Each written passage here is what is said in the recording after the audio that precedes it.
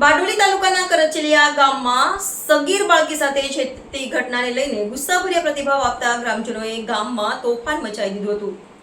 આદિવાસી સમાજની આ બાળકી દુકાનદાર પાસેથી પેન્સિલ લેવા ગઈ હતી ત્યારે તેની સાથે છેડતી કરવામાં આવી હોવાના આરોપને કારણે ગામમાં આગની જેમ ગુસ્સો ફેલાયો હતો।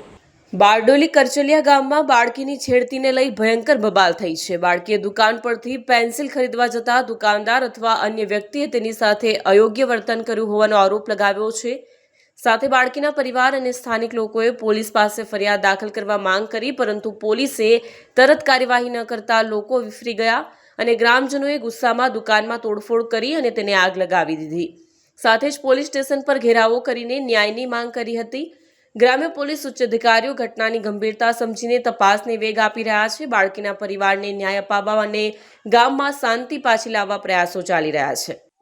શું ઘટના બની હતી? ઘટના બાદ ગામની સ્થિતિ બગડી હતી, કઈ રીતે હેન્ડલ કરવામાં આવી?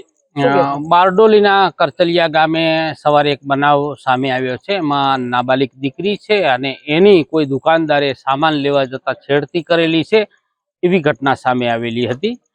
એ બાદ પોલીસને ખબર પડતા પોલીસ ઘટના સ્થળે ગયેલી અને એમને ફરિયાદ કરવા માટે બી બોલાવેલા।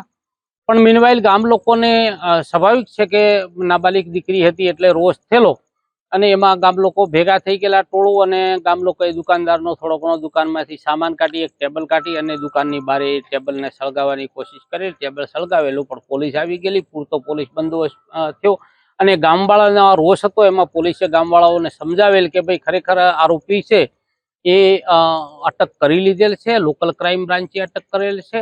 અને પછી ગામવાળાઓને ખબર પડતા કે નહીં પોલીસે આરોપી બી અટક કરી લીધેલ છે અને પૂરતો બંદોબસ્ત છે, એટલે હાલ માહોલ શાંતિનો છે। ગામ લોકો અત્યારે શાંતિમાં છે।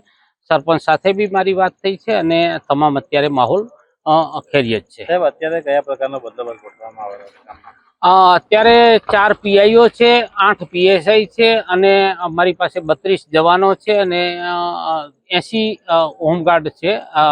તમામ ગામમાં બંદોબસ્ત ગોઠવી દીધેલો છે અને આ બાબતે કોઈ રોષ ન થાય તે બાબતે અમે આગેવાનો બી બોલાવેલા છે અને એમની સાથે પણ હું મીટિંગ કરવાનો છું।